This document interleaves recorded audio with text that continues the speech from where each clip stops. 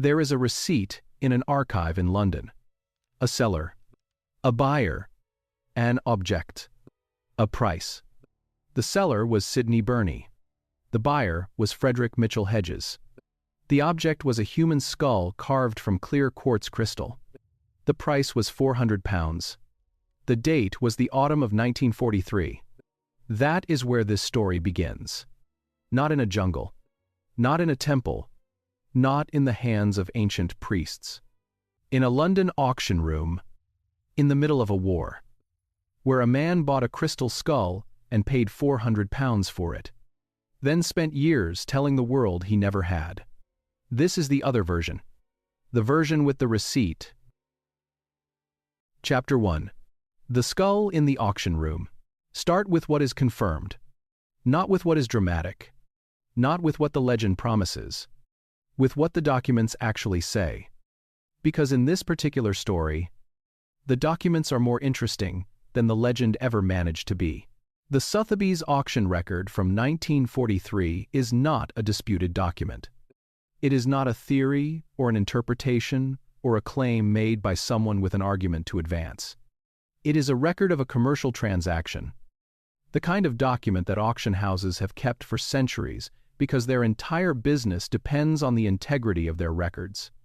On that record, a crystal skull passed from Sidney Burney to Frederick Mitchell-Hedges for £400. That is where the confirmed story of the most famous crystal skull in the world begins. Not in a jungle in Central America, in 1924, in a London auction room in 1943, the object itself is worth describing carefully. Because the physical reality of it is part of what made it so easy to build a legend around. The Mitchell-Hedges skull is carved from a single piece of colorless quartz crystal of exceptional clarity. It measures approximately 17 centimeters in length and 13 centimeters in height. It weighs just under 5 kilograms. The carving represents a human skull with anatomical accuracy that is genuinely striking, including details of the cheekbones and the eye sockets that suggest whoever made it had either studied human anatomy carefully or had a real human skull to work from. Or both. The most unusual feature is the lower jaw.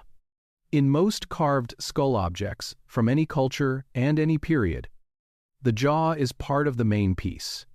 In the Mitchell-Hedges skull, the lower jaw is a completely separate carving, made from a piece of crystal that analysis has confirmed came from the same original block as the upper skull. It fits with a precision that allows it to move, and the pivot points are designed so that the jaw can be positioned at different angles. That is an extraordinary level of craftsmanship by any standard. When light enters the skull from the base, the interior geometry of the carving acts as a kind of natural lens, gathering light and directing it upward through the eye sockets in a way that produces an effect of internal illumination.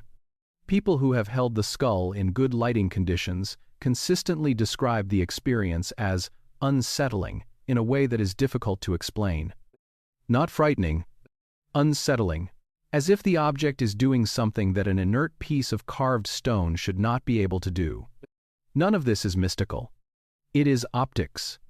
But it is optics of a very high order. And the question of how deliberately that effect was designed into the carving is one of the genuinely interesting technical questions the object raises. The first published scientific examination of the Mitchell-Hedges skull was conducted in 1971 by researchers at Hewlett-Packard's Crystal Laboratory in Santa Clara, California. The Hewlett-Packard Laboratory was one of the most respected facilities in the world for the analysis of quartz crystal. The company manufactured precision quartz oscillators and had genuine technical expertise in the material. What the Hewlett-Packard researchers found has been misrepresented so consistently for so long that it requires careful unpacking. What they actually found was this. The skull had been carved against the natural axis of the crystal, which is technically more demanding than carving with the axis. Under normal lapidary practice, carving against the axis creates stresses that are likely to cause fracturing. The fact that the skull had been carved without fracturing suggested exceptional skill. They confirmed that the upper skull and lower jaw came from the same original crystal block. They noted the optical properties that produce the light-gathering effect. These are real findings. Interesting findings. They tell you something genuine about the skill of whoever made the object. What they do not tell you is when the object was made. By whom? Or with what tools? The Hewlett-Packard researchers did not have the technology in 1971 to examine tool marks at the microscopic level that would later become the standard for provenance analysis. They were not asked to determine the age of the object. They were not asked to compare its surface characteristics with those of known pre-Columbian artifacts. Their examination was focused on the physical properties of the crystal itself, not on the manufacturing history of the carving. Frank Dorland, the researcher who had arranged the examination, subsequently published an account that emphasized the aspects most compatible with the idea of mysterious or ancient origin. The detail about carving against the crystal axis became, in popular accounts, evidence that the skull could not have been made with modern tools. That is not what the Hewlett-Packard researchers said. A skilled lapidary working with 19th century or 20th century equipment could absolutely carve quartz against its natural axis. The difficulty is real. The impossibility is not. That gap between what the laboratory actually found and what the popular account claimed it found is a small but precise example of how the mythology of crystal skulls was maintained even as the scientific literature was moving in a different direction. The scientific literature moved decisively in the 1990s and the 2000s. The British Museum examination, conducted in 2004 by a team including Margaret Sachs of the museum's Department of Conservation and Scientific Research, used scanning electron microscopy to examine the surface of a crystal skull that had passed through the hands of the dealer Eugène Bobon in Paris in the 1880s before traveling to New York and then into the British Museum's collection in 1897. Scanning electron microscopy works by directing a focused beam of electrons at a surface and measuring how those electrons interact with the material. The result is an image of the surface at magnifications far beyond what optical microscopy can achieve, revealing details of texture and tool marks that are invisible to any other examination method. What the scanning electron microscope showed were marks consistent with the use of rotary lapidary equipment and hard abrasive compounds. The specific pattern of those marks matched the signatures left by tools in common use in European lapidary workshops in the 19th century. The marks were not consistent with the tools available to pre-Columbian craftsmen in Mesoamerica. Not a matter of interpretation. A matter of the physical signatures that different tools leave on stone surfaces. The British Museum stated its conclusion carefully and precisely. The skull was most probably manufactured in Europe, likely in the 19th century, using lapidary techniques and equipment consistent with that period and place. The claimed pre-Columbian provenance was not supported by the physical evidence. The Smithsonian Institution reached comparable conclusions through independent research conducted by Jane McLaren Walsh, an anthropologist who devoted years to the study of crystal skulls. Walsh found evidence of modern coated lapidary wheels and polishing compounds using industrial diamonds across multiple specimens she examined. Industrial diamond abrasives became widely available in lapidary work in the late 19th and early 20th centuries. Consistent with the period when most of the famous crystal skulls first appeared in the documented antiquities market, Walsh was direct. The crystal skulls she examined were not pre-Columbian artifacts. The quartz itself added another layer. Mineralogical analysis of several prominent specimens suggested that the crystal likely originated in Brazil rather than in Mexico or Central America. Brazilian quartz was a commercial commodity in the European gem and crystal trade long before it was an archaeological question. Supply chains that brought Brazilian quartz to European lapidary workshops were well established by the mid-19th century. Now, this story needs to do something that accounts on both sides of this debate tend not to do. It needs to say clearly what the science does and does not establish. What the science establishes, with a high degree of confidence, is that the major examined specimens were not made with pre-Columbian technology. This is a firm conclusion. supported by credible methodology, published in peer-reviewed literature. What the science does not establish is the precise date of manufacture, the identity of the maker, or the exact workshop where each skull was produced. Scanning electron microscopy can tell you that a rotary wheel was used. It cannot tell you whether that wheel was turning in 1860, or 1890, or 1920. There's also a category of crystal skulls that has not been examined with modern analytical tools. Objects in private collections whose owners have not permitted examination. Smaller carvings that have not attracted the attention of major research programs. For those objects, the honest answer is that we do not know what an examination would find. This is not a crack through which ancient mysteries can re-enter. It is a straightforward acknowledgement that the scientific record is more complete for some objects than for others. Now think of Anna Mitchell-Hedges, the woman who held the most famous of these skulls for more than 60 years. She allowed researchers into her home. She let them examine the object she had built her life around. She watched their faces as they held it and felt what she had felt many times before. That particular quality of attention that the skull produced in people who were not expecting to feel anything. The laboratory found tool marks. Anna found something else. Neither of them was looking at the same thing. That gap between what the instrument found and what the human experienced is not a gap that more science will close. It is a gap this story is going to return to. For now, the laboratory has spoken. The tool marks are on the record. The quartz came from Brazil. The wheels that shaped these skulls were turning in the second half of the 19th century. In workshops that served a market in Paris and London and New York, the hands that guided those wheels belonged to craftsmen whose names we will probably never know. They made beautiful things. They just did not make them in the time and place that the legends required. Chapter 2. The Man Who Built the Legend. There is a particular kind of person who appears at the edges of history with unusual regularity. Not the person who makes history. Not the scholar who documents it, or the archaeologist who excavates it with careful attention to context and record.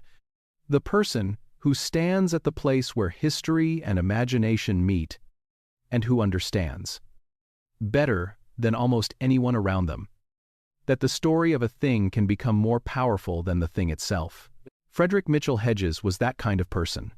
Frederick Albert Mitchell-Hedges was born in England in 1882. By the time he arrived in the public eye in the 1920s, he had constructed a biography for himself that was, depending on how charitably you read it, either the life of a genuine adventurer who embellished freely, or the life of a gifted storyteller who occasionally went outdoors. He claimed to have lived among gangsters in New York in the early years of the 20th century. He claimed to have fought alongside Pancho Villa in the Mexican Revolution. He claimed to have discovered the ruins of the Maya city of Luba Antun in British Honduras, though the site had, in fact, been reported by other explorers before him. He claimed, most famously of all, to have had his daughter find a crystal skull of extraordinary age and power beneath those ruins in 1924. The pattern across all of these claims is worth noting carefully. It is not random. Mitchell-Hedges did not invent stories from nothing. He took real things, real places he had visited, real expeditions he had participated in, real objects he had acquired, and he layered over them a narrative architecture that made them larger, older, more dangerous, and more significant than the documentary record supported. This is a specific skill. It requires a good memory for detail, because the details are what make a story feel true. It requires confidence, because confidence is what prevents an audience from asking the obvious questions. And it requires a long time horizon, because the stories that endure are the ones told consistently enough and long enough that they begin to feel like established facts. Mitchell-Hedges had all three. His memoir, published in 1951 under the title Danger My Ally, reads with the momentum and confidence of a man who has never seriously entertained the possibility that anyone might check his sources. The crystal skull appears in it with the full weight of discovery behind it. His daughter, Anna's moment of finding it, described in terms that are vivid and specific and entirely unsupported by any document from the period of the supposed discovery. What danger my ally does not mention, even in passing, is Sotheby's. There is no reference to the auction of 1943. There is no acknowledgement that the skull had changed hands in a London auction room. There is no Sidney Burney. The gap between the 1924 discovery story and the 1943 auction record is simply not addressed, because addressing it would have required Mitchell-Hedges to explain something that did not have a comfortable explanation. The Maya site of Lubanton is worth spending a moment with, because it illustrates his pattern at a smaller scale. Lubanton is a real archaeological site in what is now Belize. It was occupied during the classic Maya period and was a significant ceremonial center. Mitchell-Hedges did conduct expeditions there in the 1920s, and the photographs from those expeditions are genuine. He did find artifacts. He did excavate, after a fashion, though his methods were not what professional archaeologists of the time would have considered rigorous. What he did not do, as far as the archaeological record shows, is find a crystal skull there in 1924. The archaeologists who have worked Lubanton before and after Mitchell-Hedges have found no crystal skull, no evidence of a crystal skull, and no indication in the site's material culture that such an object would have been expected there. Crystal skulls of the size and type associated with the Mitchell-Hedges skull are not part of the documented material culture of the Maya. That absence is significant. It is the kind of absence that is easy to explain if the skull was made in a European workshop in the 19th century and acquired through the European antiquities market. It is considerably harder to explain if the skull genuinely came from a Maya ceremonial context. Frederick Mitchell-Hedges died in 1959. He left behind a legend that was, by any measure, extraordinarily successful. The skull passed to Anna. Anna Mitchell-Hedges had by then devoted years of her life to the story her father had built, and she would carry it forward for nearly 50 more years. She showed the skull to researchers and documentary filmmakers and curious strangers. She gave interviews describing the moment of discovery with the same clarity and conviction she had used in the 1950s. She allowed the Hewlett-Packard researchers to examine the skull in 1971, and when their report was published, she described it as confirmation of what she had always believed, even though the researchers themselves had not made the claims she attributed to them. She believed, or she behaved as if she believed, every word of what she said. Here is where this story needs to make a distinction that matters. There is a difference between knowing a story is false and telling it anyway, and living so completely inside a story that the question of its truth no longer operates in the ordinary way. Frederick Mitchell-Hedges almost certainly knew about the Sotheby's receipt. He was there. He paid the £400. What he told Anna about the skull, and when, and how, is not something the available record can determine. She was 33 years old in 1943, old enough to know about an auction. Whether she was told, whether she asked, whether she accepted the jungle story because she loved her father and the jungle story was the one he gave her, those questions the evidence leaves permanently open. What the evidence does show is what came after. Anna carried the skull for decades. She carried it in a bag when she traveled. She allowed people to hold it and then watch their faces as the light moved through the quartz in that particular way, gathering in the eye sockets, doing the thing that made even skeptics pause. Over and over, for more than 60 years, she saw what the object did to people. She saw them go quiet. She saw them hold it a little longer than they had planned to. She saw the light gather in the eye sockets, and she watched the faces of people who had not expected to feel anything, feel something they could not quite name. It is not difficult to understand how a person could spend 60 years in the company of that and come to feel that the story around it was true. Regardless of what any receipt in any archive said, Frederick Mitchell-Hedges understood that the skull needed a story to be what it was capable of being. What he may not have fully understood, or may not have cared about, was what the story would cost the person who carried it after he was gone. Anna did not just carry the skull, she became its story. And the skull's story became, in the end, the shape of her life. The receipt from Sotheby's is still in the archive. The memoir, with no mention of Sotheby's, is still on library shelves. Both are true, in the way that documents are true, which is a different kind of truth from what Anna held in her hands every day for more than 60 years. And the distance between those two kinds of truth is the space this story is going to spend the rest of its time in. Chapter 3. The Man in Paris. There is a name that appears in the serious literature on crystal skulls, with a consistency that the popular versions of this story almost never mention. That absence is one of the more revealing things about how the legend was built and maintained. The name is Eugène Bobon. If Frederick Mitchell-Hedges is the man who understood the power of a good story, Eugène Bobon is the man who understood the power of a good market. And if you want to understand where crystal skulls actually came from, the road that matters most does not run through a jungle in Central America. It runs through a shop in Paris in the 1880s. And the man standing behind the counter is Bobon. Eugène Bobon Duverger was born in France in 1834 and spent much of his professional life as an antiquities dealer, specializing in pre-Columbian objects from Mexico and Central America. He was not a casual dealer.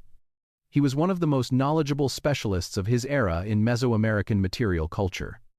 A man who had lived in Mexico for extended periods, who had connections to Mexican collectors and institutions, and who had supplied objects to some of the most important museums in Europe and North America. He was also, as the documentary record increasingly suggests, a man who was not always careful about the line between genuine pre-Columbian artifacts and objects that were considerably more recent in their manufacture. The British Museum crystal skull is the clearest place to start. The British Museum keeps exceptional records, and those records tell a story worth following carefully. The skull now in the British Museum collection is slightly smaller than the Mitchell-Hedges skull. It is carved from a single piece of rock crystal, without a separate jaw. Its surface has been examined multiple times with increasingly sophisticated technology, and the results are part of the public record of the institution. The British Museum's own documentation traces the skull's known history to Eugène Bobon's shop in Paris, where it appeared in the catalogue of his stock in 1881. Bobon listed it as a pre-Columbian Mexican artifact of Aztec origin. He was asking a price that reflected that claimed provenance. From Bobon's Paris shop, the skull traveled to the New York offices of Tiffany & Company, the luxury goods firm, which acquired it and then sold it to the British Museum in 1897. The British Museum purchased it as a pre-Columbian artifact and catalogued it accordingly. It remained catalogued as an authentic Aztec artifact for the better part of a century. Then the scanning electron microscope arrived, and the tool marks said what they said.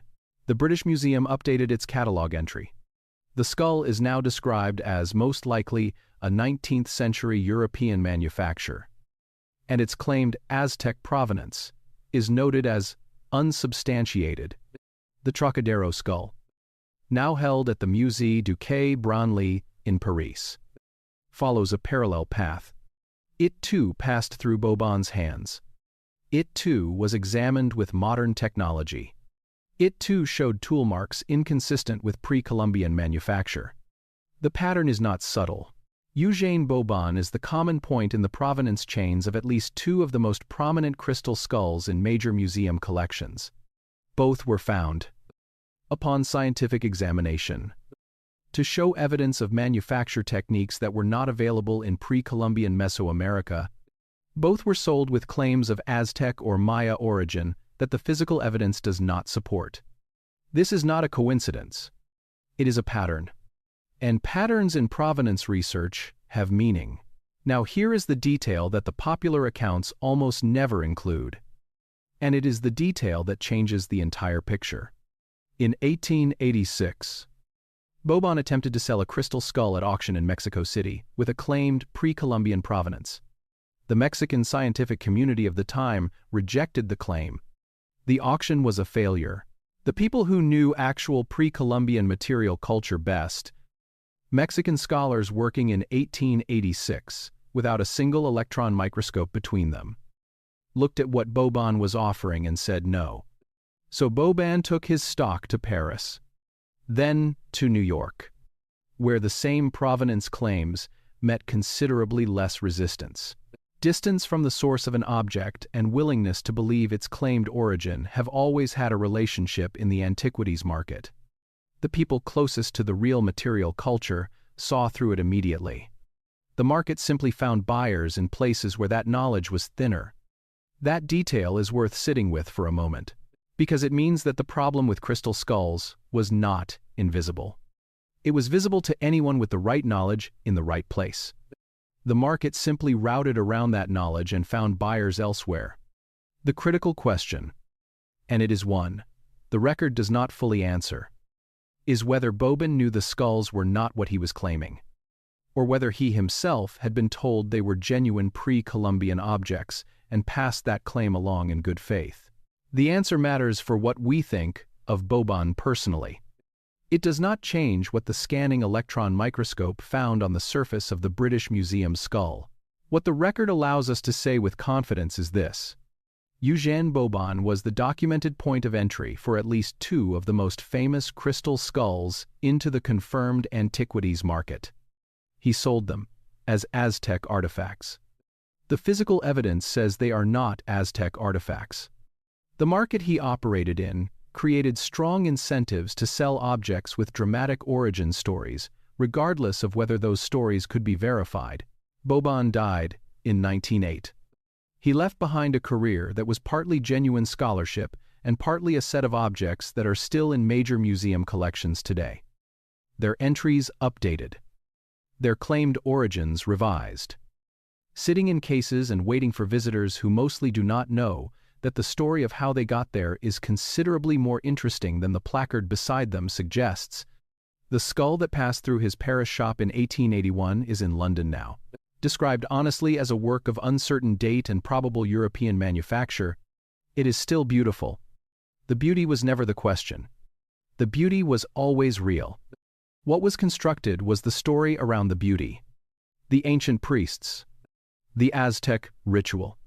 The impossible craftsmanship of a civilization that buyers in Paris and London and New York wanted to believe had secrets their own world had lost. Bobon supplied the story because the market demanded it. And the market demanded it because human beings have always been willing to pay for the feeling that there is more to the world than the documents in the archive suggest. That feeling is genuine. It points toward something real. It is just, in this particular case, pointed at the wrong object. What it is actually pointed at, and what it has always been pointed at underneath the legend, is the question this story is slowly building toward. Chapter 4. What the labs found.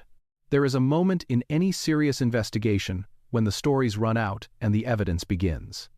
For crystal skulls, that moment came in stages, across several decades. As the technology available to examine them became precise enough to ask questions that the human eye could never ask, the answers came back quietly, in the language of laboratory reports and published analyses, pointing consistently in one direction. That direction is worth following carefully, because the popular accounts of what the science found have been, in many cases, as misleading as the legends themselves, only in the opposite direction. Begin with the most famous misreading of a scientific result, because that misreading shaped public understanding of crystal skulls for decades. The Mitchell-Hedges skull was brought to Hewlett-Packard's Crystal Laboratory in Santa Clara, California, in 1971 by a researcher named Frank Dorland, who had been studying the skull for several years with Anna Mitchell-Hedges' cooperation. Hewlett-Packard was a logical choice because the company manufactured precision quartz crystal oscillators and had genuine technical expertise in the material. The researchers examined the skull using polarized light and optical methods available to them at the time. Their methodology was sound. Their findings were genuine. What they found was that the skull had been carved from a single piece of natural quartz crystal of unusually high clarity. The carving had been executed against the natural axis of the crystal, which is technically more demanding than carving with the axis. The lower jaw had been carved from the same original crystal block as the upper skull. The optical properties of the carving were deliberate and sophisticated. These are real findings. What they do not tell you is when the object was made, by whom, or with what tools. The Hewlett-Packard researchers did not have the technology in 1971 to examine tool marks at the microscopic level that would later become the standard for provenance analysis. They were not asked to determine the age of the object. Their examination was focused on the physical properties of the crystal itself, not on the manufacturing history of the carving. Frank Dorland subsequently published an account that emphasized the aspects most compatible with the idea of mysterious or ancient origin. The detail about carving against the crystal axis became, in popular accounts, evidence that the skull could not have been made with modern tools. That is not what the Hewlett-Packard researchers said. A skilled lapidary, working with 19th century or 20th century equipment, could absolutely carve quartz against its natural axis. The difficulty is real. The impossibility is not. That gap between what the laboratory actually found and what the popular account claimed it found is a small but precise example of how the mythology of crystal skulls was maintained even as the scientific literature was moving in a different direction. The British Museum examination of 2004, conducted by a team including Margaret Sachs of the museum's Department of Conservation and Scientific Research, used scanning electron microscopy to examine the surface of the skull that Bobon had sold through Paris and Tiffany in the 1880s and 90s. What the scanning electron microscope showed were marks consistent with rotary lapidary equipment and hard abrasive compounds. The specific pattern of those marks matched the signatures left by tools in common use in European lapidary workshops in the 19th century. The marks were not consistent with the tools available to pre-Columbian craftsmen in Mesoamerica. Not a matter of interpretation, a matter of physical signatures. The British Museum stated its conclusion carefully and precisely. The skull was most probably manufactured in Europe, likely in the 19th century. The claimed pre-Columbian provenance was not supported by the physical evidence. The Smithsonian Institution reached comparable conclusions through independent research. Jane McLaren Walsh, an anthropologist at the Smithsonian who devoted years to the study of crystal skulls, conducted examinations of multiple specimens using scanning electron microscopy and other analytical methods. Her findings were consistent with the British Museum results. She found evidence of modern coated lapidary wheels and polishing compounds using industrial diamonds across every specimen she examined. Walsh was direct in her conclusions. The crystal skulls she examined were not pre-Columbian artifacts. They were manufactured objects, most probably made in Europe, possibly in Germany, where a tradition of skilled quartz crystal carving existed in the 19th century, or using Brazilian quartz crystal in workshops that served the European antiquities trade. The quartz itself added another layer. Mineralogical analysis of several prominent specimens suggested that the crystal likely originated in Brazil rather than in Mexico or Central America. Brazilian quartz was a commercial commodity in the European gem and crystal trade long before it was an archaeological question. Now, this story needs to say clearly what the science does and does not establish. What it establishes, with a high degree of confidence, is that the major examined specimens were not made with pre-Columbian technology. This is a firm conclusion, supported by credible methodology, published in peer-reviewed literature. What it does not establish is the precise date of manufacture, the identity of the maker, or the exact workshop where each skull was produced. Scanning electron microscopy can tell you that a rotary wheel was used, It cannot tell you whether that wheel was turning in 1860 or 1890 or 1920. There is also a category of crystal skulls that has not been examined with modern analytical tools. Objects in private collections whose owners have not permitted examination, smaller carvings that have not attracted the attention of major research programs. For those objects, the honest answer is that we do not know what an examination would find. This is not a crack through which ancient mysteries can re-enter. It is an acknowledgement that the scientific record is more complete for some objects than for others. The objects that have been examined have not supported the pre-Columbian origin claim.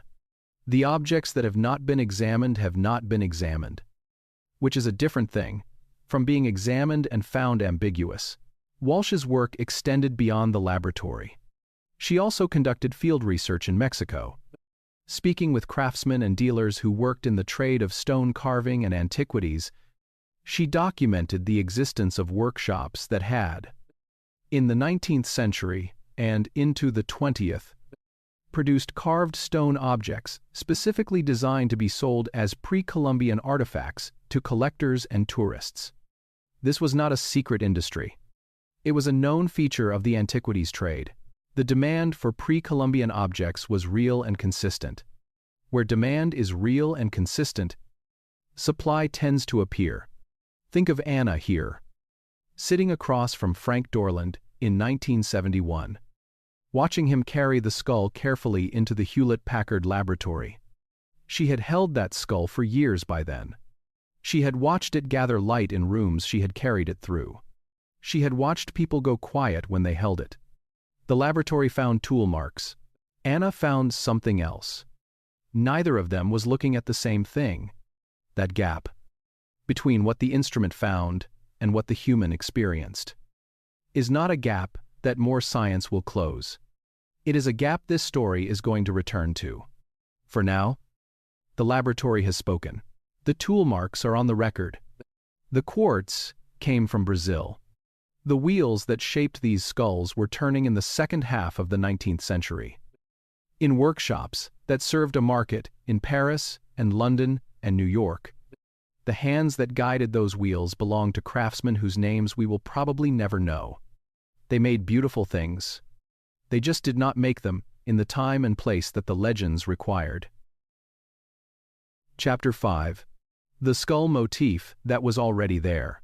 Before the European antiquities market discovered that crystal skulls could be sold as Aztec artifacts, before Eugène Bobon catalogued his stock in Paris, before Frederick Mitchell-Hedges sat in a London auction room and paid £400 for a carved piece of quartz, the skull was already one of the most powerful symbols in the human world of Mesoamerica. That fact matters more than almost anything else in this story. It matters because the legend of the crystal skulls did not emerge from nothing. It emerged from a genuine and deep tradition of skull imagery in Maya and Aztec culture. A tradition that is documented in the archaeological record, carved into temple walls, represented in ceramic and stone and metal across centuries of Mesoamerican art. The people who sold crystal skulls as pre-Columbian artifacts were not inventing a connection to that tradition from nothing. They were borrowing the weight of something real and attaching it to objects that did not belong to it. Understanding what was real is essential to understanding what was constructed, and why the construction worked as well as it did for as long as it did. The skull in Mesoamerican religious thought was not primarily a symbol of death in the way that European traditions tended to use it. The European memento mori tradition used the skull as a reminder of mortality, a prompt to reflect on the brevity of life and the certainty of death. That is a particular cultural use of a particular symbol, reflecting a particular set of assumptions about the relationship between life and death. In Aztec and Maya thought, that relationship was structured differently. Death was not the opposite of life but a phase within a cycle. The skull was not a warning about the end of life. It was an image of transformation, of the energy that passed through the boundary between the living world and the world of the dead and returned again in new form. This is not a metaphor in the way that European memento mori was a metaphor. It was a cosmological claim about the structure of reality and the skull, as a symbol, carried that cosmological weight.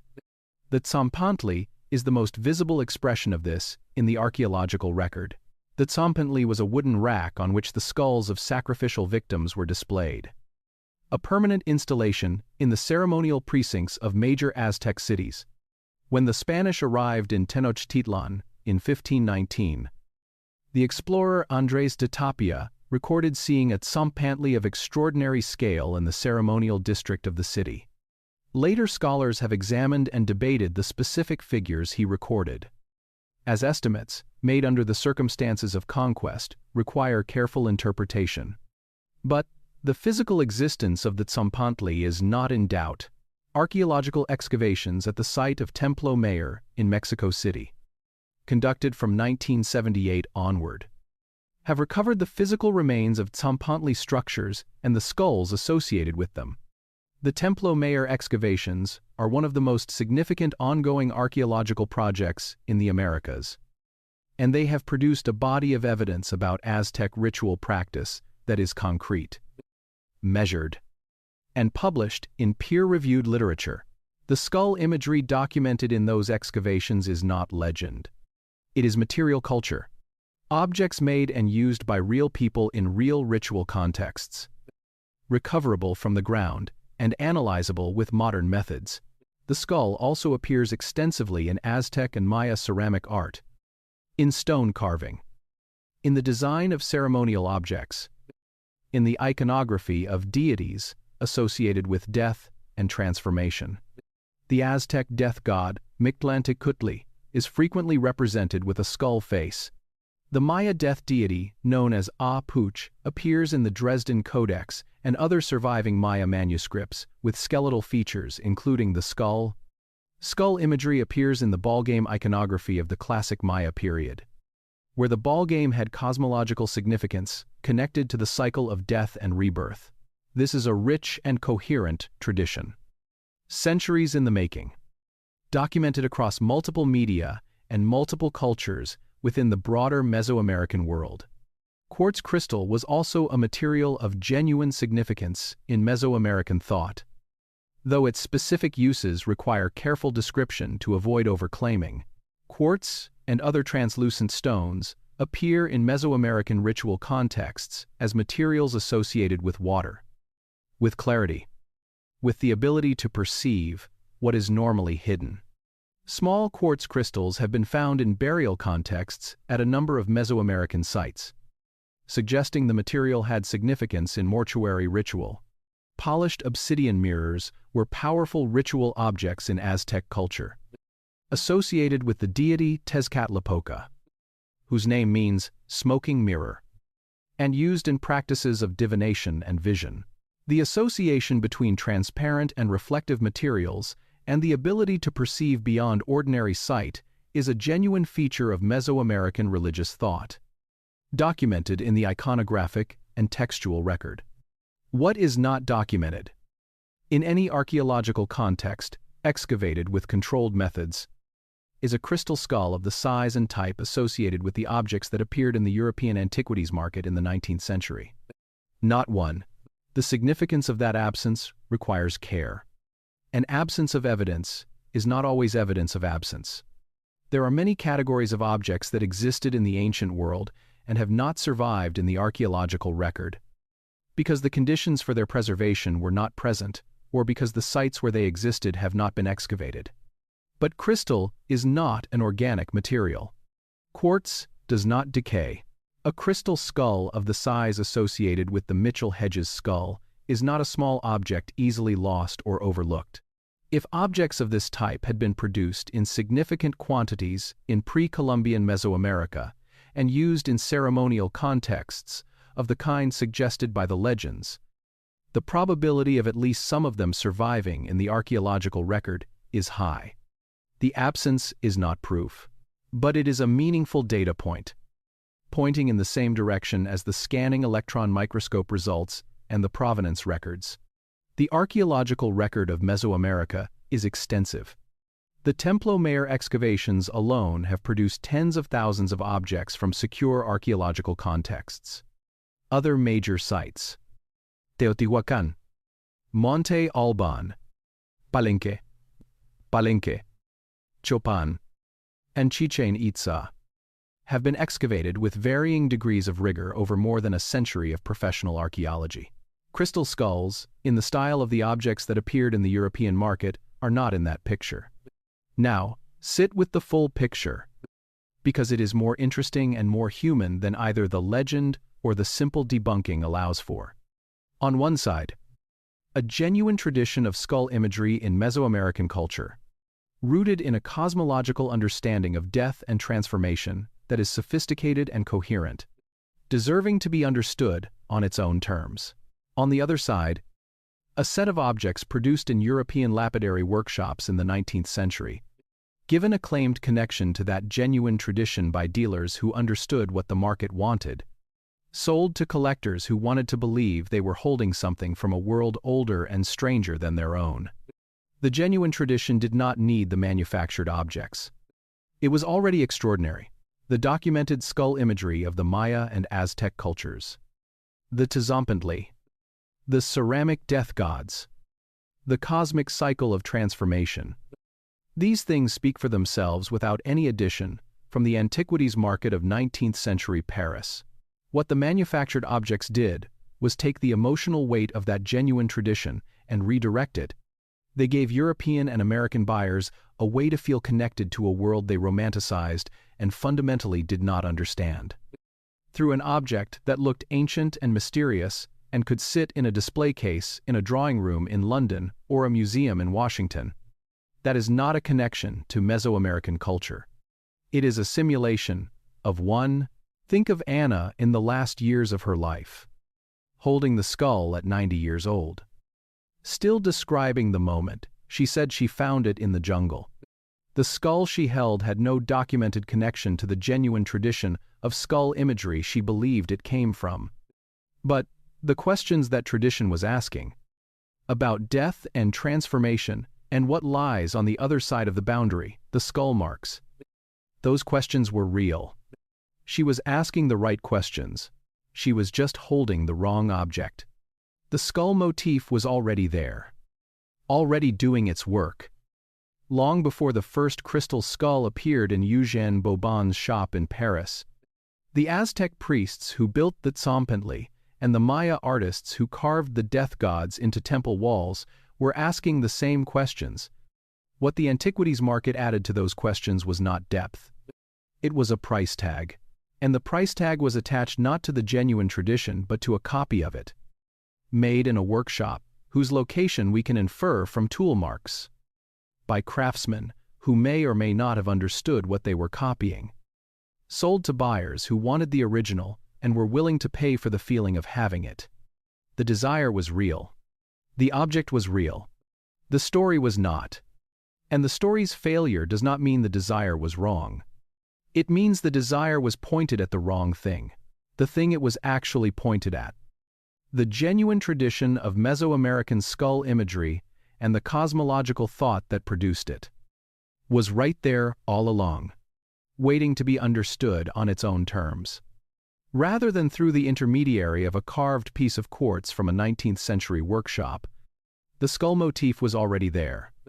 It has always been there, and it is considerably more interesting when you follow it back to its actual source than any object purchased at auction in London in 1943. Chapter 6. The Market That Made Mysteries. There is a particular kind of hunger that no ordinary meal can satisfy. The collectors who walked into Eugène Bobon's shop on the Rue de Rivoli in Paris in the 1880s were not hungry for carved quartz. They were not even hungry for pre-Columbian artifacts in any precise archaeological sense. They were hungry for something that the world they lived in had stopped providing, something that the measurable and the rational and the efficiently produced had quietly displaced, and they were willing to pay considerable sums for an object that seemed to hold it. Understanding what that hunger was is the only way to understand why the market that fed it worked as well as it did, for as long as it did. The 19th century transformed European and American life with a completeness and a speed that had no precedent. The Industrial Revolution did not simply change how things were made. It changed how time felt, how cities looked, how the relationship between a person and their work was organized, how the natural world appeared in relation to the human one. It produced wealth and efficiency and measurable progress on a scale that previous centuries could not have imagined. And in doing so, it displaced something. It displaced the world organized around mystery and tradition, and the kinds of meaning that do not reduce to outputs and processes. The world where objects had histories that connected them to powers beyond the ordinary. The world where the past was not simply what had happened before the present, but a living source of authority and significance that the present was obligated to acknowledge.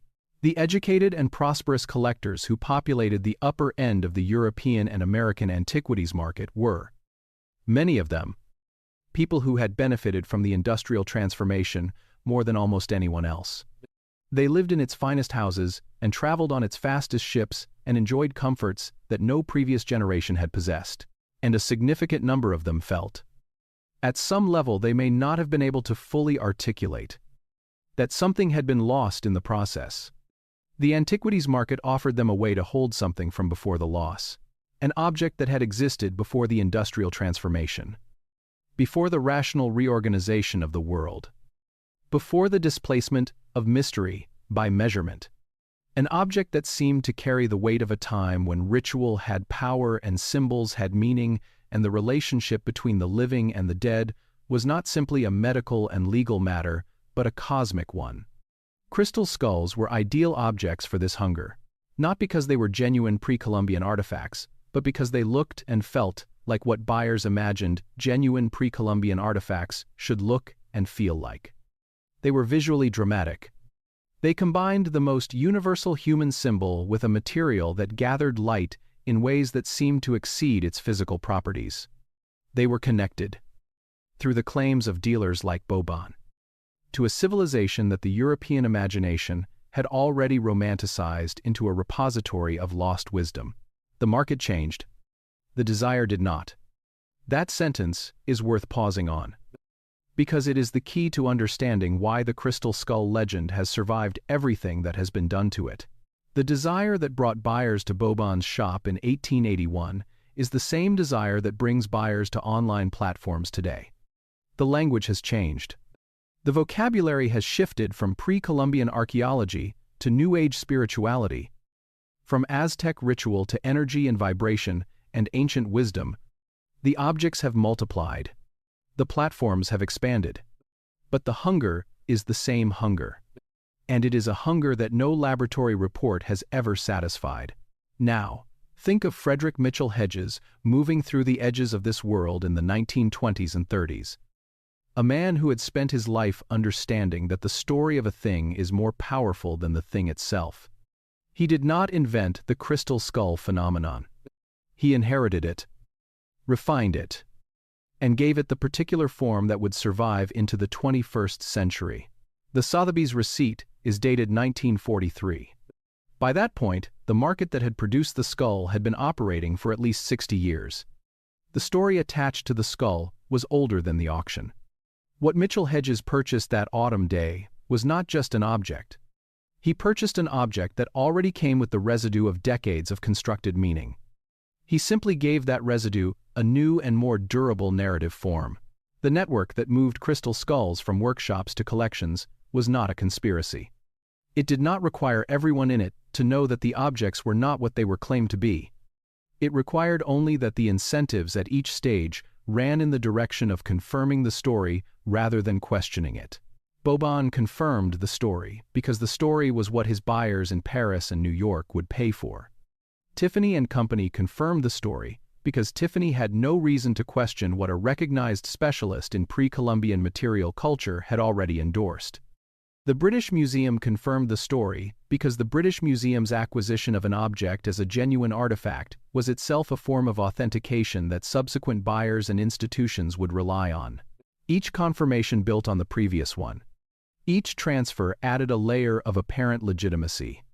Until the object that Mexican scholars in 1886 had rejected on site was sitting in a case at the British Museum. Its claimed Aztec provenance endorsed by one of the most prestigious cultural institutions in the world. The system worked not because the people in it were uniformly dishonest. It worked because the incentives rewarded the construction of plausible stories over the verification of physical evidence. And because the verification tools did not exist in the form that would eventually make the construction visible, and then the scanning electron microscope arrived, and the tool marks were there, on the surface of the stone, indifferent to the network that had surrounded the object, with endorsements and provenances and catalog entries for 100 years. The marks said what they said. The network could not change them. The Romanticism of Mesoamerican civilizations in 19th-century European and American culture made this market possible in a specific way, worth understanding. The Maya ruins that John Lloyd Stephens and Frederick Catherwood had documented in the 1830s and 1840s presented a picture of a civilization of extraordinary sophistication that had, apparently, collapsed and disappeared into the jungle. That combination, high achievement and mysterious disappearance, was precisely the combination most likely to generate romantic projection. A civilization that was gone could be imagined to have known anything, because its absence from the living world meant that its supposed secrets could never be checked against the reality of what the civilization had actually been. Mesoamerican civilizations had not disappeared. Their descendants were living and working throughout Mexico and Central America. But the European and American imagination of the period largely did not see those living people as the heirs of the civilizations it was romanticizing. It saw the ruins and the mystery and the absence. And it filled the absence with what it wanted to find there. Crystal skulls fit into that space of projection exactly. And Boban was not the only person who understood this. He was one skilled navigator in a network of dealers, auction houses, private collectors, and institutional buyers that formed the infrastructure of the 19th century antiquities market. That network was efficient, and it was motivated, and it operated in an environment where authentication standards were minimal and the incentives ran strongly in the direction of confirming what buyers wanted to believe rather than challenging it, what the market of the 19th century produced.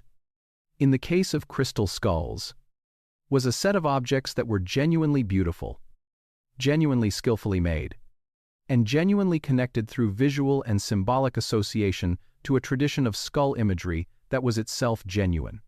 What it did not produce was the ancient pre-Columbian ritual objects that it sold them as being.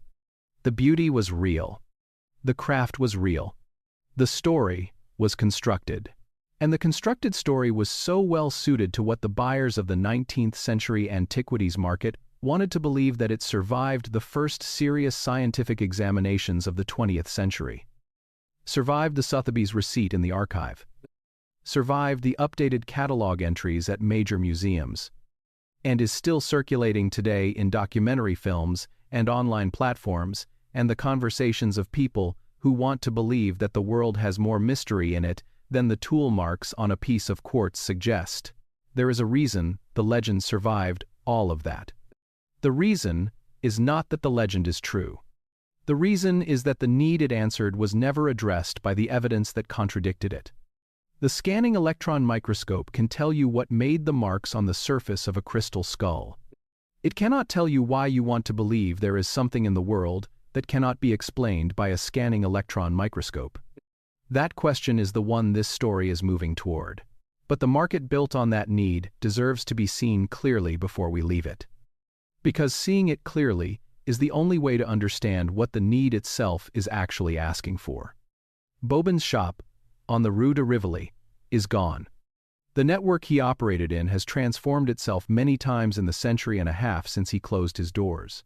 But the transaction he presided over, the exchange of a beautiful object and a constructed story for money, and the feeling of connection to something ancient and powerful, that transaction is still happening tonight. Somewhere, in a form he would have recognized immediately, the market that made mysteries is still making them. The question is whether we still need to buy them, or whether the real mystery, the one that was always there underneath the legend, is finally ready to be looked at directly. Chapter 7. The Record That Breaks. There is a particular kind of intellectual honesty that is harder to practice than it sounds. It is the honesty of saying, clearly and without hedging in either direction, here is what we know. Here is what we do not know. And here is the difference between those two things. That distinction sounds simple. It is not simple. The pressure in any contested subject runs strongly toward one of two easier positions. Either everything is explained and the mystery is closed, or everything is uncertain and the mystery remains open. Both of those positions are more comfortable than the one that says some things are explained, some things are not, and the line between them matters enormously. The Crystal Skull story has been told, for most of its public life, from one of those two comfortable positions. The legend tells it from the position of open mystery, where the unexplained is taken as evidence of the extraordinary. The debunking tells it from the position of closed explanation, where the tool marks and the provenance records are taken as a complete account of everything there is to say. This chapter takes the harder position. Begin with what the laboratory analyses have established, because the foundation matters before the exceptions. The major specimens that have been examined with modern analytical tools: the British Museum skull, the Trocadero skull, the specimens examined by Jane McLaren Walsh at the Smithsonian, have produced results that are consistent and clear. The tool marks indicate manufacture with rotary lapidary equipment consistent with European workshops in the second half of the 19th century. The mineralogical analysis suggests sources in Brazil rather than in Mesoamerica. The provenance records trace the objects to the European antiquities market of the same period, with Eugène Bobon appearing as a documented intermediary in at least two of the most prominent cases. That is a substantial body of evidence. It points firmly in one direction. But the record of crystal skulls does not consist only of those specimens. There are objects in private collections that have never been submitted to scientific examination, either because their owners have not permitted it or because the objects have not attracted the attention of institutions with the resources to conduct it. There are smaller and less prominent carvings in regional museum collections and private hands that exist outside the documentation network that has produced the published analyses. For all of these objects, the honest answer is that we do not know what a full scientific examination would find. The responsible inference, given what the examined specimens have shown, is that examination would likely find results consistent with the pattern already established. But inference is not evidence, and the distinction matters when you are trying to be precise about what is known and what is not. Jane McLaren Walsh was, in all of her published work, careful about exactly this distinction. She did not claim that every crystal skull in existence had been proven to be a 19th century manufacture. She claimed that every specimen she had personally examined showed evidence inconsistent with pre-Columbian origin. Those are different claims. The difference is not a crack through which ancient mysteries can re-enter. It is a statement about the scope of the evidence. The scope is extensive. It is not universal.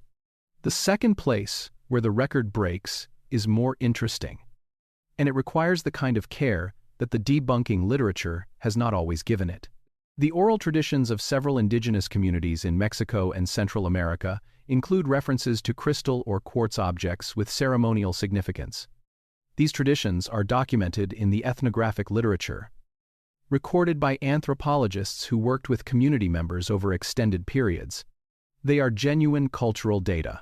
The communities that hold them are the descendants of the civilizations whose history is at stake in the crystal skull debate, and their traditions deserve to be recorded and considered, rather than dismissed because they do not fit the categories of laboratory science. But they are not archaeological evidence for the pre-Columbian origin of any specific object currently in a museum collection. A tradition that references crystal objects used in ceremony does not confirm that the skulls in major collections are those objects. The gap between a cultural tradition referencing a category of object and the specific physical specimens whose tool marks have been examined is not bridged by the tradition alone. What the oral traditions add to the picture is a reminder that the history of quartz and crystal as materials of cultural significance in Mesoamerica is more complex than either the legend or the laboratory analysis fully captures. The legend reduces that history to a story about 13 magical skulls.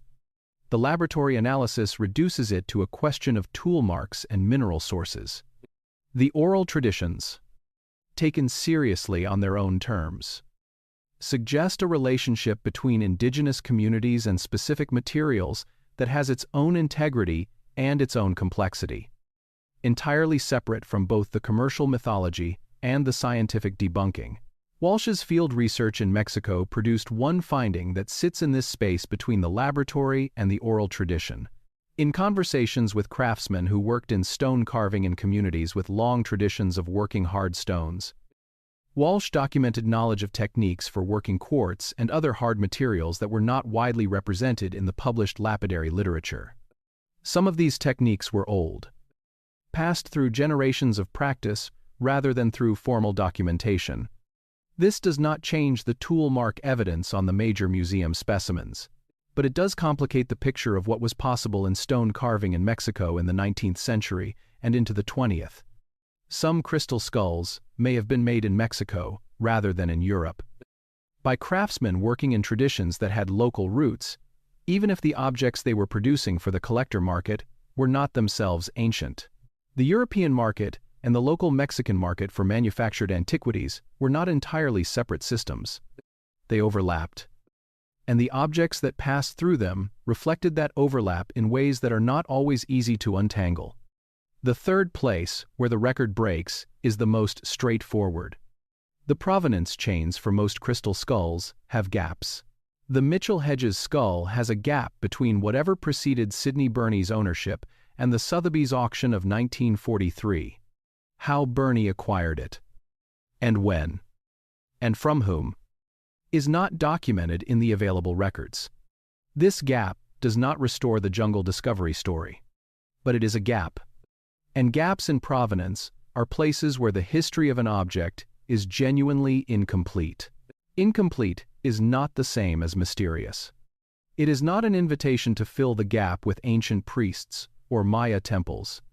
Incomplete means that the documentation of a particular period in the object's history has not been found or does not exist, which is a normal condition for objects that pass through the informal networks of the early 20th century antiquities trade. Now think of Anna one more time. Picture her, sitting across from a researcher in the early 2000s. In her 90s. The skull on a table between them. The researcher has questions about provenance, about Sotheby's, about Sidney Burney. Anna has 60 years of holding the skull. The researcher has a copy of the receipt. Neither of them is wrong about what they have. They are just holding different kinds of evidence. And the record that breaks between their two positions is not a record that more scanning electron microscopy will repair. It is the record of human experience, of what it means to live inside a story long enough that the story becomes indistinguishable from the thing it describes. That is a different kind of break than the ones the laboratory can address. The record breaks in three places. In the universe of unexamined specimens, in the oral traditions of communities whose relationship to these materials is older and more complex than the market that exploited them, in the provenance gaps that leave specific periods in specific objects' histories undocumented. None of these breaks is evidence of ancient or supernatural origin. None of them reopens the questions that the laboratory analyses have answered about the specimens that have been examined. What they are is a set of honest acknowledgments that the complete story of these objects is not entirely told by the tool marks. Important and decisive as those tool marks are for the specific claims they address.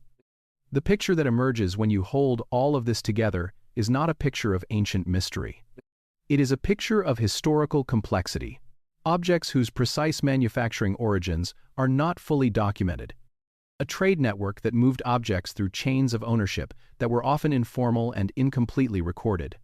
Cultural traditions that have their own integrity and their own relationship to materials that the commercial market exploited and distorted.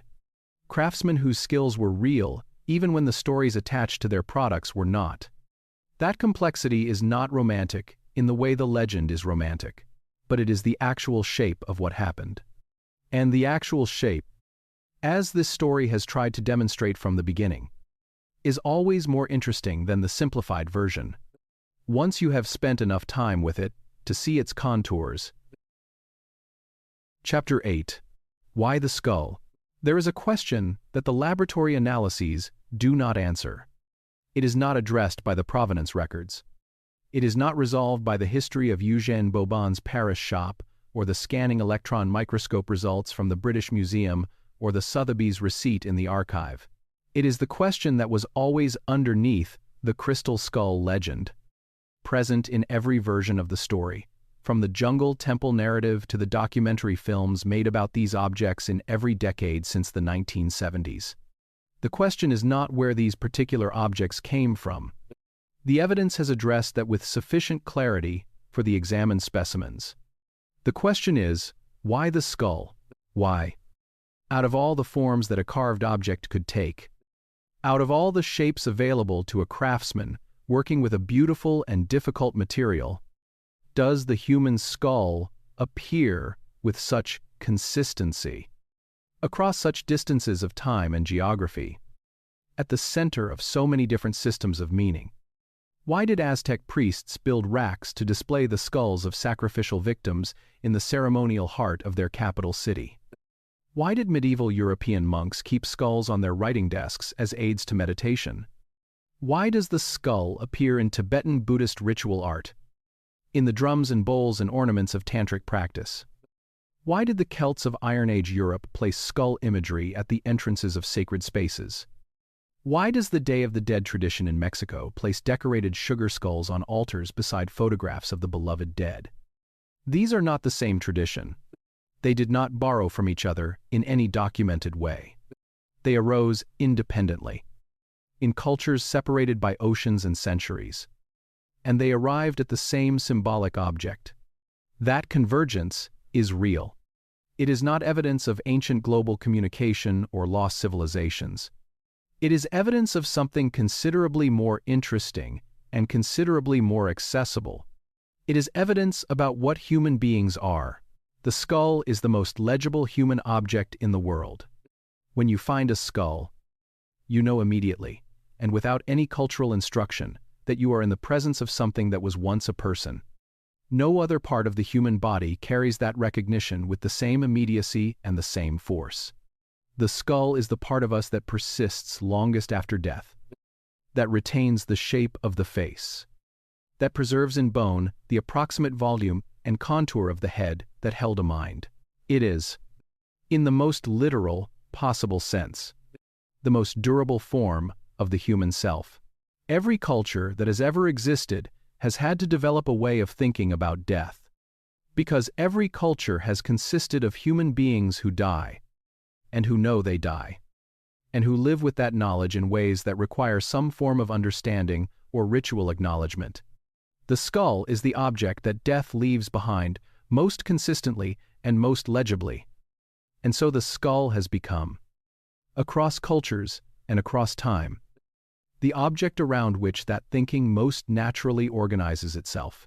This is not a mystical claim. It is an observation about the intersection of biology and culture. The specific meanings that different cultures have attached to that intersection vary enormously, and the variation is itself instructive. In the Aztec tradition, as we have already discussed, the skull was an image of transformation within a cosmic cycle. Death was not an ending but a phase, and the skull was the visible marker of the boundary between phases. The Tzompantli was not a monument to death as termination. It was a monument to death as passage, to the energy that moved through the boundary. The skull marked and returned in new form on the other side. The Buddhist traditions of Tibet use skull imagery in a way that has structural similarities to the Aztec tradition, despite having no historical connection to it. In Tantric Buddhist practice, skull cups, called kapalas, are ritual objects made from the tops of human skulls, used in ceremonies as vessels for offerings. The wrathful deities who carry skull attributes in Tibetan iconography are not representations of evil. They are representations of the energy that destroys what needs to be destroyed so that liberation can occur. The skull in this context is again an image of transformation, of the passage through destruction toward something beyond it. The medieval European tradition of the memento mori used the skull differently. The skull on the scholar's desk, the skull in the Vanitas painting beside the wilting flowers and the overturned hourglass. These were objects of contemplation, designed to interrupt the absorption in worldly concerns and reorient attention toward the certainty of death and therefore toward the question of what lay beyond it. The function is different from the Aztec and Buddhist uses, but the underlying logic is similar. The skull is the object that forces the question of what death means. And the answer to that question shapes the entire structure of a culture's relationship to life. The Day of the Dead tradition in Mexico, drawing on both pre-Columbian indigenous traditions and the Catholic tradition introduced after the Spanish conquest, uses skull imagery in a way that is simultaneously celebratory and contemplative. The decorated sugar skull placed on the ofrenda beside the photograph of a dead family member is not a monument to grief. It is an invitation to the dead to return briefly to the world of the living, a demonstration that the living have not forgotten them. The skull, in this context, is a form of address, a way of speaking across the boundary between the living and the dead. What all of these traditions share is not a common origin. They share a common problem. The problem of what to do as a human being who knows that you will die. With that knowledge, and they share a common object around which to organize their different answers to that problem. The skull is the universal prop in the human conversation about death, not because any ancient civilization distributed it to all the others. Because human beings are mortal everywhere, and mortality produces the skull everywhere. And the skull asks the same questions everywhere it is found. Now, bring this back to crystal skulls.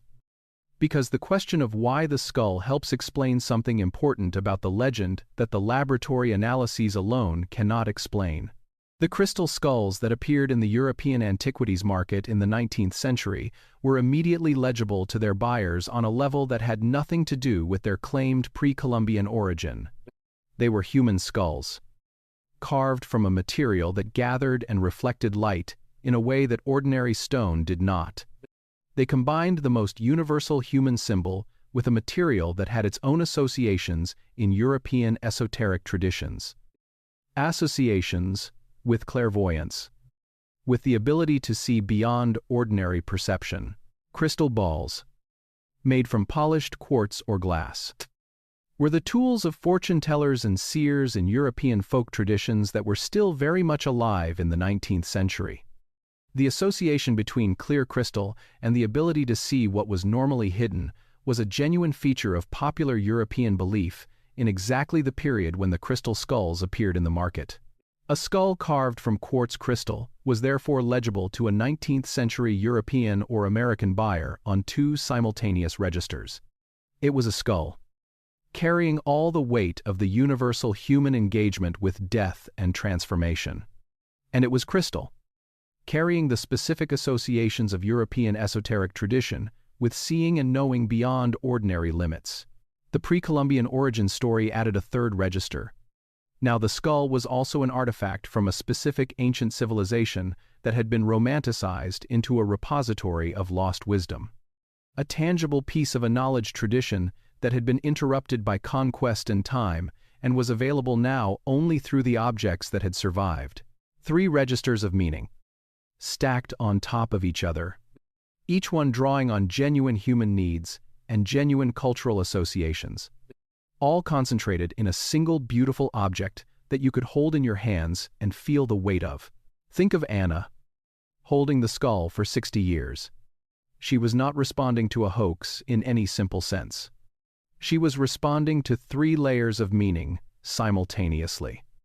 To the skull's universal symbolic weight, to the quality of the crystal and what it did with light, and to a story of origin that connected the object to a world older and stranger than the one she lived in. The object was overdetermined in its symbolic meaning before a single word of the jungle temple story was spoken. No wonder the legend was durable. No wonder it survived the Sotheby's receipt and the scanning electron microscope and the updated catalog entries at major museums. The legend was not just a story about where an object came from.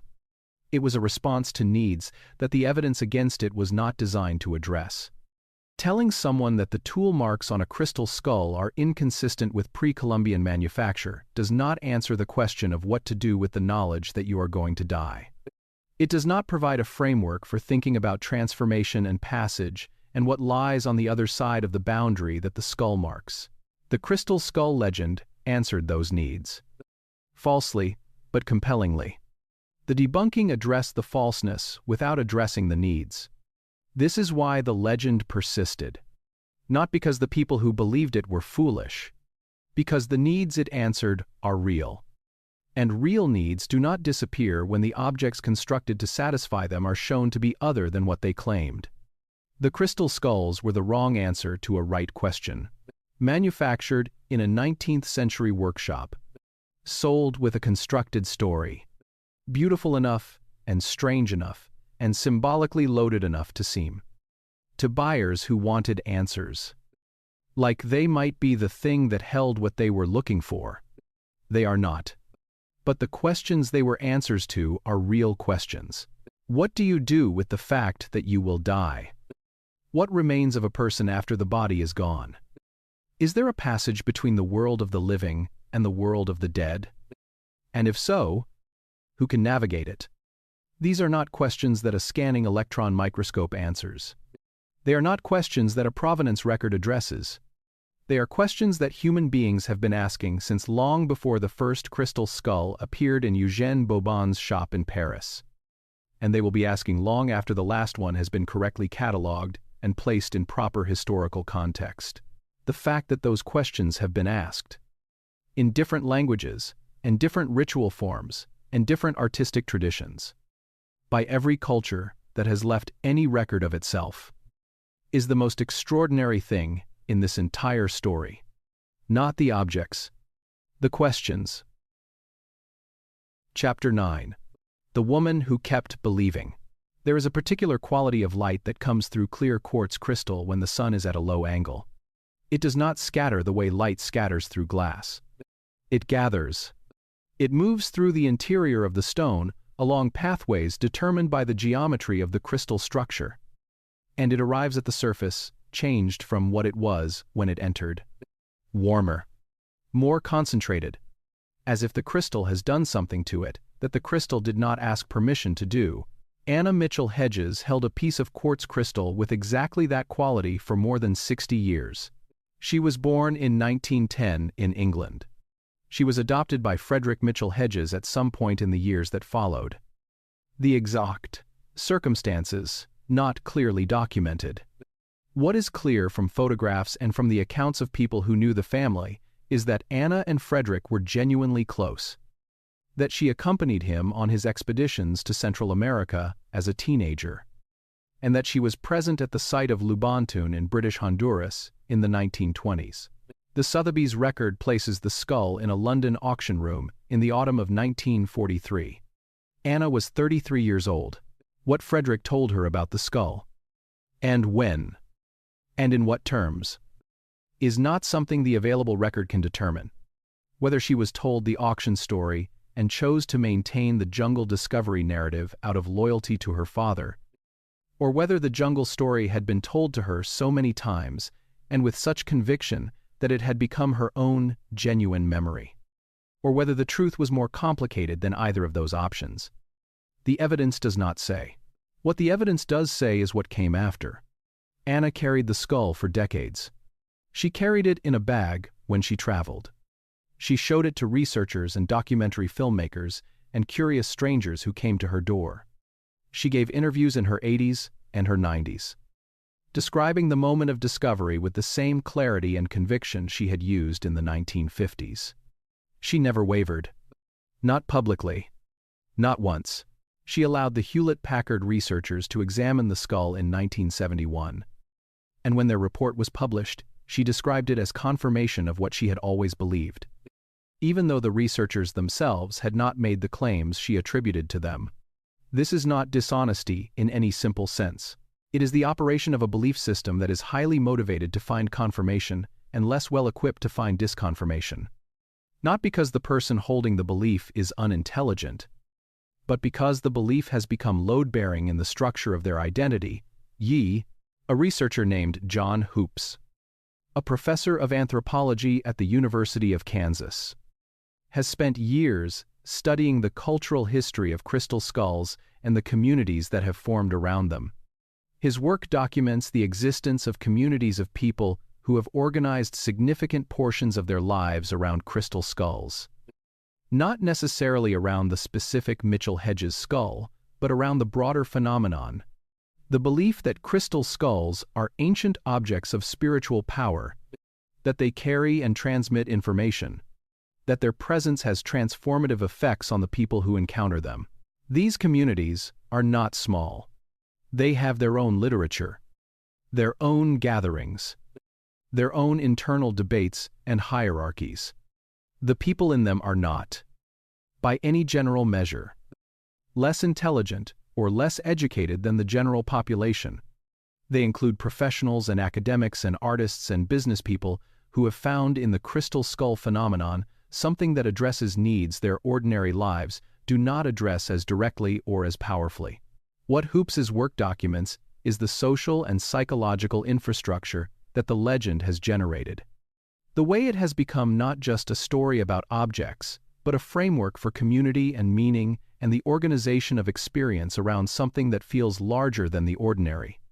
That infrastructure did not require the legend to be factually true in order to function. It required the legend to be emotionally true, to address real needs with real force, to provide something that the people drawn to it were not finding elsewhere. Anna Mitchell-Hedges was not the founder of a community.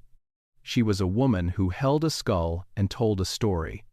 But she was the clearest individual illustration of what happens when a story and an object become inseparable from the structure of a life.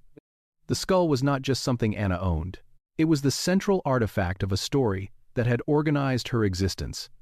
The story of finding the skull in the jungle was a story about who she was, about the kind of life she had lived, about her relationship with her father, about her place in a history that felt significant and connected to something larger than ordinary experience. If the skull was a 19th-century European manufacture purchased at a London auction, that story collapsed. Not just the story about the skull, the story about Anna.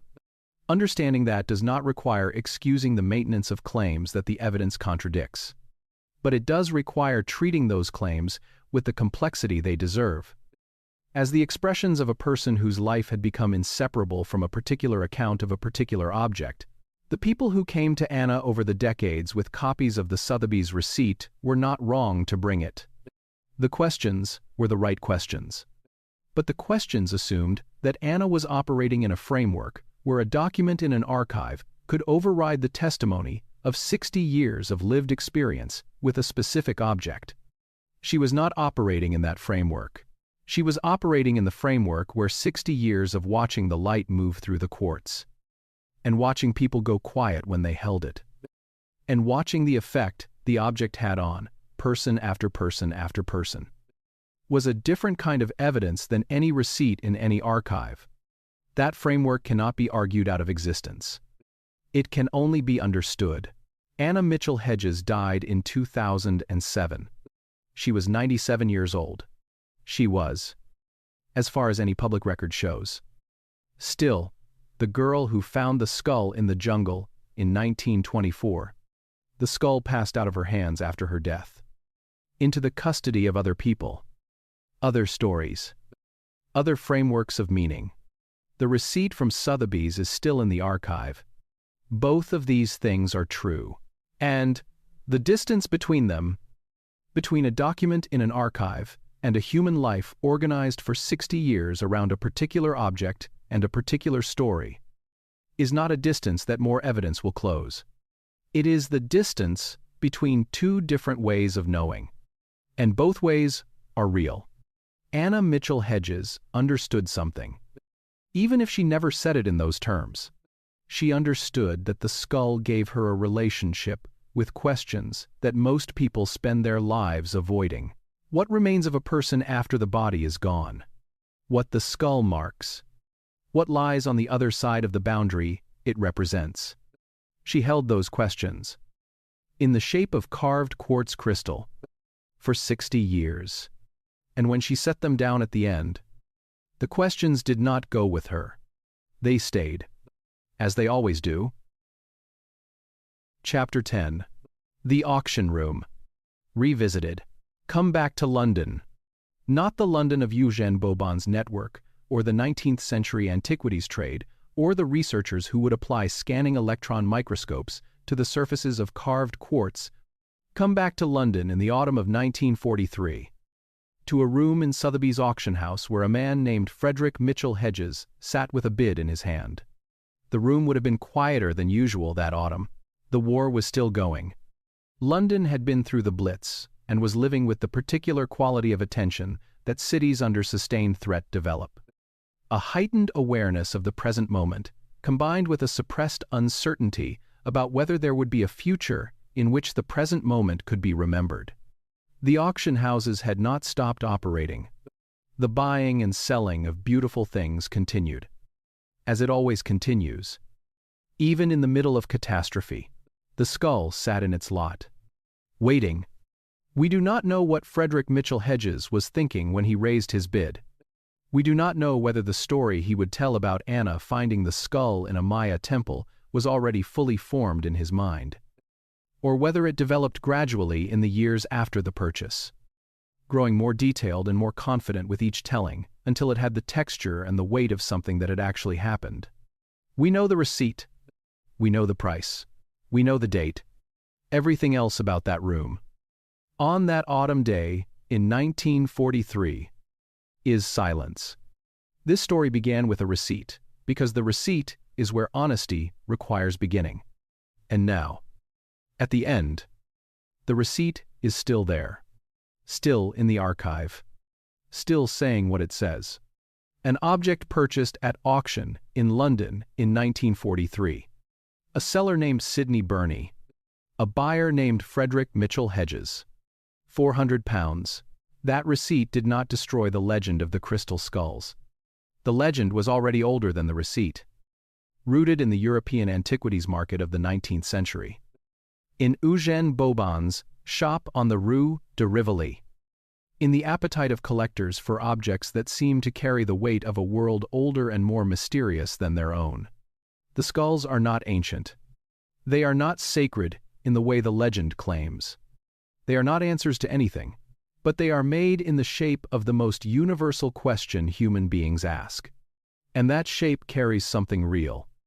Regardless of when it was carved or where the quartz came from, or whose lapidary wheel turned in, what workshop, in what European city, in the second half of the 19th century. It carries the question.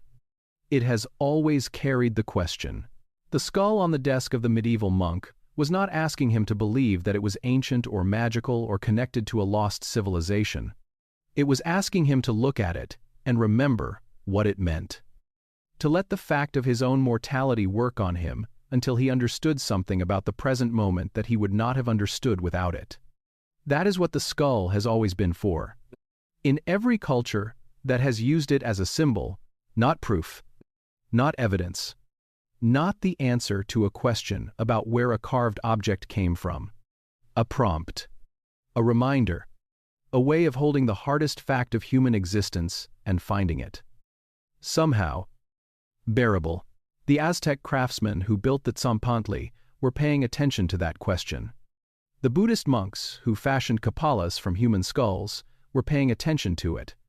The Dutch painters who placed skulls in their vanitas compositions were paying attention to it. The Mexican families who place decorated sugar skulls on their ofrendas every November are paying attention to it. And Anna Mitchell-Hedges, in her way, however misguided the specific object of her attention, was paying attention to it too. She held the skull for 60 years. She held it until the end. And the questions she was holding. The real ones. The ones that the skull is shaped like, regardless of when it was made, or whose workshop it came from. Those questions outlasted her. They outlast everyone who holds them. The auction room in London in the autumn of 1943 is quiet now. Frederick Mitchell-Hedges is long dead. Sidney Burney is long dead. The war that was still going on that day ended long ago. The skull is still somewhere in the world. Clear quartz, nearly life-sized. The lower jaw, a separate piece from the same original crystal. Gathering light in that particular way that makes people pause when they hold it. It does not know what story has been told about it. It does not know about the receipt, or the tool marks, or the scanning electron microscope, or the Rue de Rivoli, or the Maya temples it was never found in. It just gathers the light. The way quartz crystal always gathers the light, which is to say, completely and without preference, taking in whatever comes and redirecting it according to the geometry of what it is, and the light it gathers asks the same question that the skull has always asked. In every culture that has ever placed one on a desk or a rack or an altar or a museum case, here is what remains. What will you do with it? Let your breathing slow. The auction room is empty now. The receipt is in the archive. The skull is somewhere in the world, gathering light in the quiet. And the question it is shaped like has been with us since the first human being looked at the first human skull and understood, for the first time, what it meant. It has never left. It will not leave tonight. Sleep well. Dream of what remains. And know that the question the skull is shaped like is not a question about death. It is a question about you. Good night.